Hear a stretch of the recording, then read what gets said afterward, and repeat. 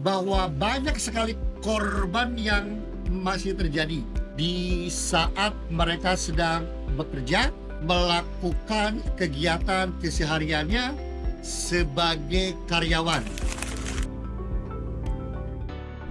Baik, Assalamualaikum warahmatullahi wabarakatuh. Selamat sore dan selamat datang di CMW. Jadi sore ini kita akan bicara tentang confined space atau ruang terbatas. Seperti kita tahu, kenapa sih kita perlu belajar dan perlu paham, terutama buat pekerja-pekerja, khususnya yang langsung aktif di lapangan berkaitan dengan confined space atau ruang terbatas. Ruang terbatas sendiri kalau di Indonesia secara aturan, regulasi dan perundang-undangan itu sudah jelas, gitu ya. Tapi yang paling penting adalah kenapa sih kita harus belajar tentang ruang terbatas? Yang pertama, bahwa banyak sekali korban yang masih terjadi di saat mereka sedang bekerja, melakukan kegiatan kesehariannya sebagai karyawan. Alasannya yang paling banyak terjadi adalah mereka tidak paham dengan apa yang disebut dengan confined space itu sendiri. Begitu. Jadi berdasarkan regulasi, nah regulasinya sekarang itu berkembang jadi dari SK Dirjen ya 113 tahun 2006 itu berubah menjadi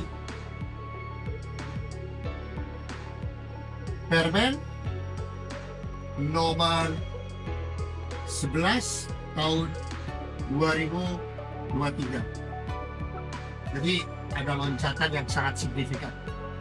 Hampir 60% ya, korban di dalam ruang terbatas adalah orang yang akan bukan tim rescue ya. Bukan tim rescue, tetapi adalah berniat untuk melakukan pertolongan. Nah itu bedanya. Contoh, kita bertiga, kemudian kita bekerja dalam ruang terbatas, tapi kita tidak paham apa itu ruang terbatas. Lantas satu atau dua orang teman kita kemudian tidak sadarkan atau semaput, maka dengan refleks kita langsung masuk untuk melakukan pertolongan. Kalau yang namanya tim penolong atau tim rescue, dia akan melakukan serangkaian asesmen terlebih dahulu sebelum masuk dan melakukan pertolongan. Jadi hampir 60% korbannya adalah orang yang akan melakukan pertolongan. Kemudian apa lagi tipikalnya? Yang pertama, yang kedua adalah korban pasti lebih dari satu orang atau berjamaah. Nah, satu masuk ditolong satunya sampai kemungkinan ada orang yang sadar bahwa hal itu adalah keliru.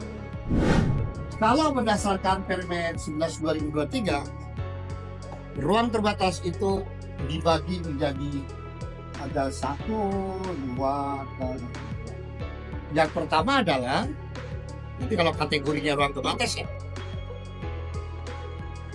ruangan atau tempat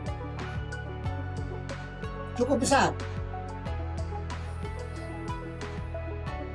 Oke, secara konfigurasi. Sehingga pekerja dapat masuk atau memasukkan seluruh tubuh dan melakukan pekerjaan di dalam. Nah, ini menarik. Secara konfigurasi si pekerja itu dapat memasukkan seluruh tubuhnya, lantas kemudian dapat bekerja. Pertanyaannya sekarang begini, bagaimana kalau yang masuknya hanya sebagian? Apakah itu ruang terbatas atau bukan? Kan gitu. Jadi apabila hanya sebagian, maka tidak masuk ke dalam kategori yang disebut dengan ruang terbatas di klausul nomor 1. Contoh, kalau ada pipa dengan diameter katakanlah 21 inch, 21 kali 2,5 ya, berarti 45-49 cm ya, orang bisa masuk nggak? Bisa, gitu ya. Tapi di sini dapat memasukkan seluruh tubuhnya dan lantas dapat melakukan pekerjaan di dalam.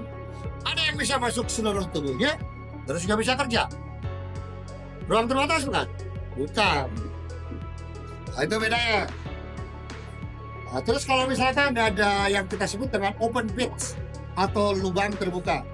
Open pits kalau di Permen 11 2003 itu lubang galian yang masuk ke dalam ruang terbatas apabila kedalamannya minimal 1,5 meter.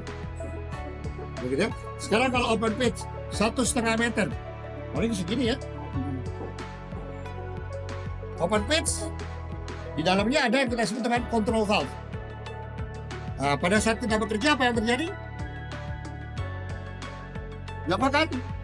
Hilang nggak kita? Ya. Hilang ya? Masuk ruang terbatas ya? Masuk. Seluruh tubuhnya masuk ke dalam ruang.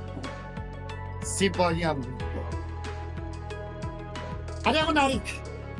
Ada yang disebut dengan Blue Sky Confined Space. Blue Sky Confined Space itu apabila open pits terbuka terus kita bisa melihat langit, ya, maka kita sebut dengan Blue Sky Confined Space. Seperti apa? Seperti kolam renang. Kapan kolam renang akan menjadi ruang terbatas? Pada saat kolam renang tersebut dilakukan maintenance atau pembersih. Pada saat ada airnya, bukan. Akses masuk, keluar, terbatas. Nah, ini paling menarik. Banyak sekali praktisi-praktisi sendiri menganggap bahwa akses keluar atau masuk terbatas itu rata-rata beranggapan bahwa manhole-nya kecil atau cuma satu manhole. Ya, padahal arti sesungguhnya yang disebut dengan akses keluar masuk terbatas di dalam kondisi darurat, maka tidak mudah untuk escape. Contoh, kita ada 6 orang bekerja di dalam ruang terbatas tersebut. Kemudian bukaan atau manhole-nya nggak usah kita bilang 21 inch, 22 inch. Kita bilang 1 kali 1 meter. Kira-kira kelima atau 6 orang yang bekerja di situ di dalam kondisi kedaruratan bisa keluar dengan mudah. That's it. Tidak akan mudah untuk bisa keluar. Maka akses keluar masuk menjadi sangat terbatas. Nah, ini yang paling jarang sekali untuk dilakukan asesmen. Kemudian yang terakhir, memang tidak dirancang untuk bukan continuous ya, bukan continuous, tetapi bekerja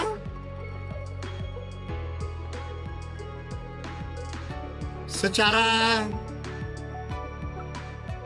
durasi lama karena ada keterbatasan temperatur, ada keterbatasan. Kalau saya rasa selama mereka dapat memberikan suplai oksigen 20,9 terus dikontrol dan lain sebagainya, saya rasa sih itu masih bisa berjalan. Jadi 3 hal ini yang disebut tiga syarat ini yang kemudian sebuah tempat atau ruangan maka disebut sebagai ruangan terbatas. Tetapi pada saat kenyataan di lapangan maka bisa saja seperti ini. Ada ruangan terbuka yang kita anggap bukan ruang terbatas, tetapi ternyata dapat memerangkap si pekerja. Ruang terbatas maksudnya. Jadi kembali lagi bahwa melakukan identifikasi bahaya, kemudian menganalisa risiko, yang kemudian kita pahami dengan bahwa satu tempat akan disebut dengan ruang terbatas apabila 1, 2, dan 3 syarat ini salah satunya atau bahkan ketiganya terpenuhi, maka tempat tersebut masuk ke dalam ruang terbatas.